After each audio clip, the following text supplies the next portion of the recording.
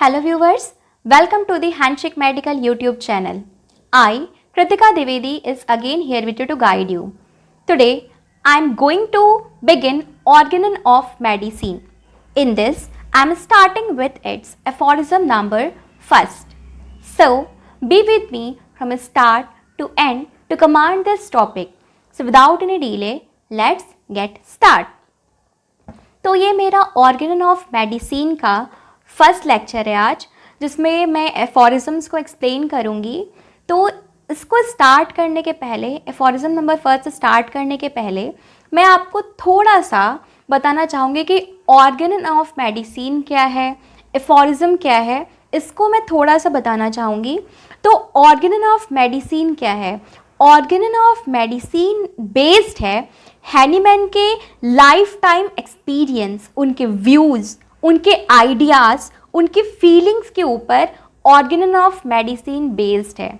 और अपने उसी एक्सपीरियंस को, अपने व्यूज़ को, अपने फीलिंग्स को, अपने आइडियाज़ को उन्होंने एक मैजिकल बुक में कंपाइल किया है और उस बुक का नाम है ऑर्गेनन ऑफ मेडिसिन. और इसी बुक में उन्होंने एफोरिज्म्स के थ्रू अपने आइडियाज़ को, अपने प्रिंसिपल्स को, अपने व्यूज़ को एक्सप्लेन किया है एफोरिज्म्स के थ्रू. ठीक है, तो ये है ऑर्गेनन ऑफ मेडिसिन और एफोरिज्म, जिसमें उन्होंने अपने व्यूज़ को, अपने एक्सपीरियंस को, अपने प्रिंसिपल्स को एक्सप्लेन किए हैं. ठीक है, तो ऑर्गेनन ऑफ मेडिसिन में जो वर्ड ऑर्गेनन है उसका क्या मतलब होता है? जो वर्ड उन्होंने ऑर्गेनन यूज़ किया है, ये वर्ड ग्रीक वर्ड ऑर्गेनम से डिराइव्ड है, जिसका मतलब होता है टूल और इंस्ट्रूमेंट. अब यहाँ पे टूल और इंस्ट्रूमेंट से क्या मतलब है? तो वो फिजिशियंस को ये बताना चाहते हैं कि जो भी उन्होंने ऑर्गेनन ऑफ मेडिसिन अपने बुक में एफोरिज्म्स के थ्रू जो कुछ भी अपने प्रिंसिपल्स, अपने व्यूज़, अपने आइडियाज़, अपने एक्सपीरियंस को बताया है, वो उन सारी चीज़ों को physicians as a tool use करें. किस चीज़ के लिए उसको अप्लाई करें? For the purpose of curing, cure करने के पर्पस के लिए. ठीक है, उसको यूज़ करें, उनके व्यूज़ को, उनके आइडियाज़ को, उनके प्रिंसिपल्स को एज अ टूल यूज़ करें. किस चीज़ को अचीव करने के लिए? फिजिशियन उसको यूज़ करे अपने सोल मिशन, जो फिजिशियन का सोल मिशन होता है उसको अचीव करने के लिए. फिजिशियन का सोल मिशन क्या होता है? Patients cure. पेशेंट्स का क्योर ही फिजिशियन का एकमात्र सोल मिशन होता है. It's the only mission of physician to cure his patient. ठीक है, तो ये होगी बात थोड़ी सी ऑर्गेनन ऑफ मेडिसिन क्या होता है, एफोरिज्म क्या होता है, इसके बारे में. अब मैं स्टार्ट करती हूँ एफोरिज्म नंबर 1 को. ठीक है, तो एफोरिज्म नंबर 1 में क्या कहा गया है? The physicians high and only mission is to restore the sick to health, to cure as it is termed. ठीक है, तो अगर आप इस एफोरिज्म को पढ़ेंगे तो ये पढ़ने में बहुत ही इजी, बहुत ही सिंपल सा एफोरिज्म लग रहा है कि इसमें तो बहुत ही इजी से वर्ड्स दिए गए हैं, बहुत ही इजी एफोरिज्म है, जो भी इसको एक बार पढ़ेगा उसको लगेगा. लेकिन अगर इसमें हम इसके एक एक वर्ड को देखें तो इसका एक एक वर्ड ही बहुत ही डीप मीनिंग वाला है. हर एक वर्ड में बहुत ही डीप मीनिंग वाला है. ठीक है, फॉर एग्जाम्पल हम एक वर्ड मिशन को लेते हैं. एफोरिज्म नंबर 1 में मिशन ऑफ द फिजिशियन के बारे में बताया गया है. ठीक है, तो अगर इसमें हम सिर्फ और सिर्फ वर्ड मिशन को अगर जाने कि मिशन क्या है, तो मिशन है क्या? मिशन मतलब मिशन क्या है? Mission is a strongly felt aim और कॉलिंग. ठीक है, जिसके लिए फिजिशियन होल हार्टेडली, जिसके लिए फिजिशियन का डेडिकेशन होना चाहिए, वो मिशन है. ठीक है, मिशन क्या है? वो लक्ष्य, वो उसका ओनली एम, सिर्फ एकमात्र गोल, जिसके लिए फिजिशियन का होल हार्टेडली डेडिकेशन होना चाहिए, पूरी तरह से समर्पण होना चाहिए। A strongly felt aim is a mission. ठीक है, मिशन के पहले एक वर्ड यूज है, ओनली मिशन। ठीक है, वर्ड क्या है, टर्म क्या है, ओनली मिशन, एकमात्र उद्देश्य, एकमात्र लक्ष्य फिजिशियन का।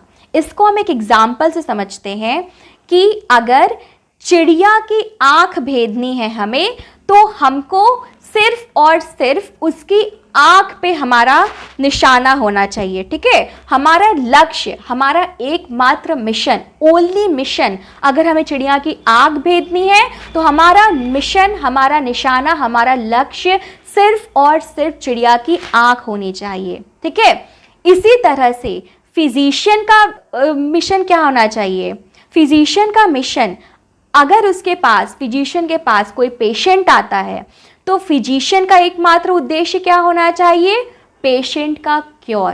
ठीक है, it's a sole mission of physician. क्या है, पेशेंट का क्योर। फिजिशियन को सिर्फ पेशेंट के क्योर पे ही कंसंट्रेट करना है कि हमें पेशेंट को किसी भी तरह से, हमको पेशेंट को क्योर करना है, पूरी तरह से क्योर करना है, परमानेंटली क्योर करना है, रूट से क्योर करना है। यही फिजिशियन का ओनली मिशन है, एकमात्र उद्देश्य है, एकमात्र लक्ष्य है। ना कि फिजिशियन को किसी और चीज़ पे ध्यान देना चाहिए।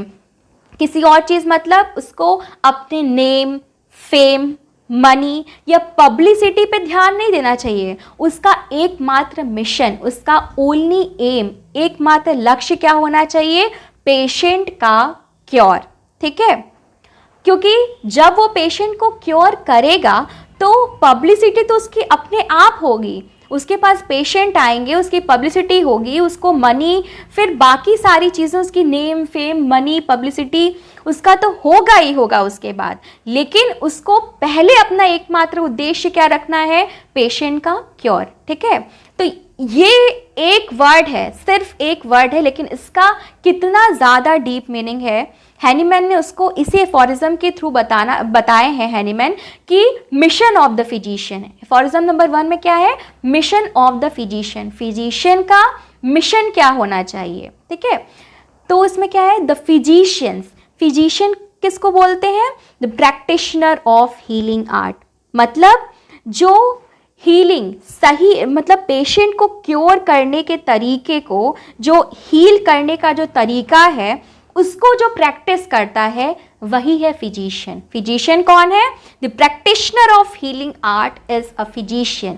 ठीक है, the physician high and only mission, physician का हाई एंड ओनली मिशन मतलब first and foremost important aim, important goal क्या होना चाहिए, is to restore the sick to health.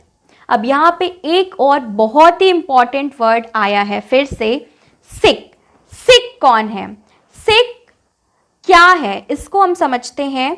तो सिक कौन है, sick is a person whose vital force is deranged. ठीक है, सिक वो पूरा पर्सन है, जो पेशेंट आ रहा है हमारे पास, पर्सन एज अ होल सिक है। ठीक है, सिक वो पर्सन है जिसके वाइटल फोर्स में डिरेंजमेंट है। ठीक है, वो सिक है। सिक कौन है, sick is a person whose vital force is derange, या तो हम कह सकते हैं it is the man who is sick and not parts और ऑर्गन्स, मतलब सिक एज अ होल वो मैन है, ना कि उसका कोई पार्ट और ऑर्गन है। इसका मतलब क्या हुआ, फॉर एग्जाम्पल कोई हमारे पास पेशेंट आया है, उसको किसी पार्ट में या किसी ऑर्गन में उसको प्रॉब्लम है, तो हमें ये नहीं देख, हमको सिर्फ उसके पार्ट और ऑर्गन को नहीं क्योर करना है, हमको उस पेशेंट को एज अ होल ट्रीट करना है। ठीक है, हमको एज अ होल पेशेंट को देखना है। ठीक है, उसके किसी पार्ट या किसी ऑर्गन को नहीं देखना है, क्योंकि इसको हम ऐसे समझते हैं कि अगर किसी पेशेंट के किसी पार्ट या ऑर्गन में प्रॉब्लम है तो वो पार्ट या वो ऑर्गन भी तो उस पेशेंट से कनेक्टेड है, वो कोई उस पेशेंट से अलग, उस पेशेंट का अलग पार्ट, अलग से कोई पार्ट नहीं है, वो उस पेशेंट का ही पार्ट है। ठीक है। We never say that a part is not connected with rest of the organism.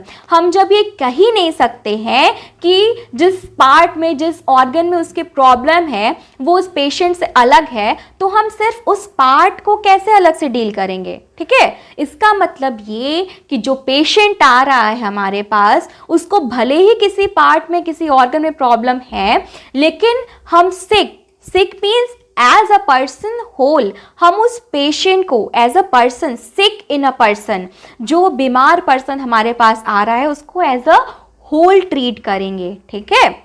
सिक कौन है? A person in this condition, जो पर्सन डिस कंडीशन में है, जो पर्सन बीमार है, एज अ होल उसे ट्रीट करेंगे। वो person as a whole sick, as a whole उस पर्सन को सिक कहा गया है, ठीक है।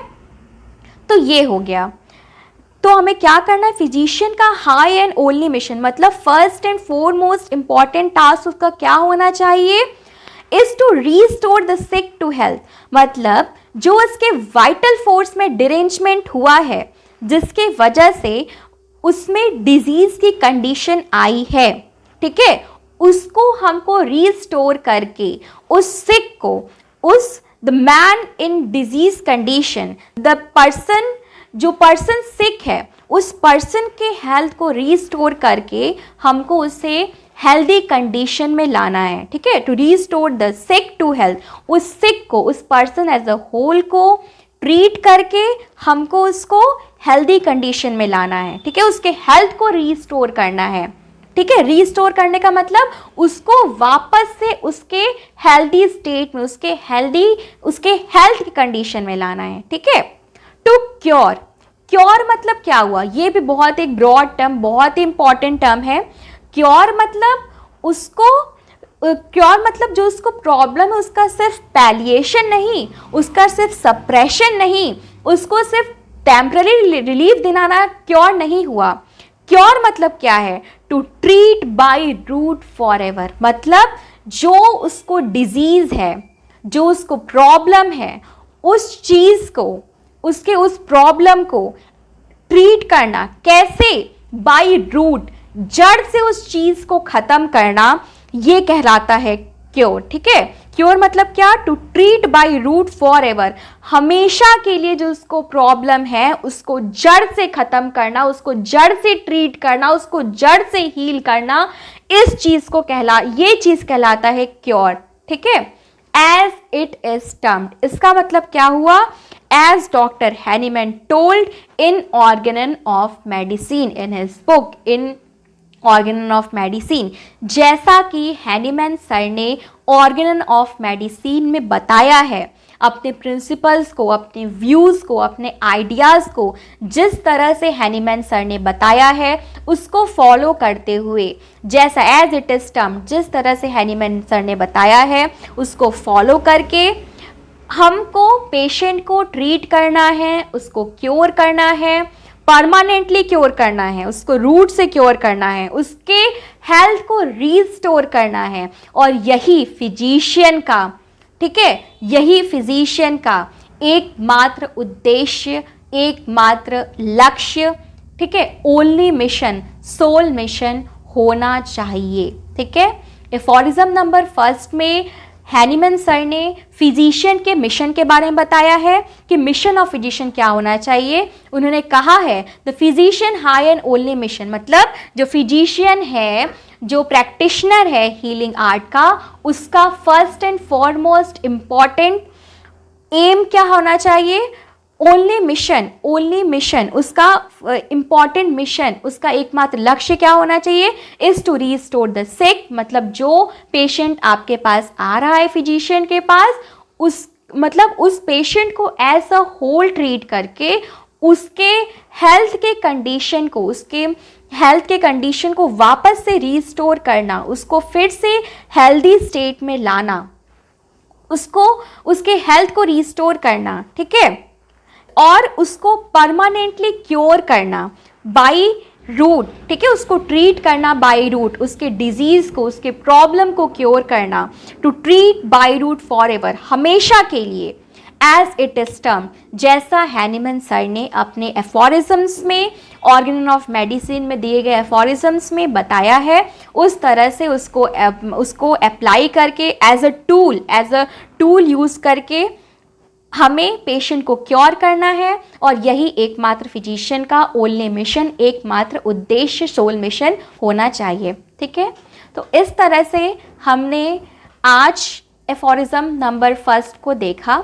ठीक है, तो I hope you learn the best. अब इसमें आपको कहीं पे भी अगर कोई डाउट हो, कोई भी कंफ्यूजन हो, कोई भी क्वेरी हो, कोई भी क्वेश्चन हो, then you are free to ask.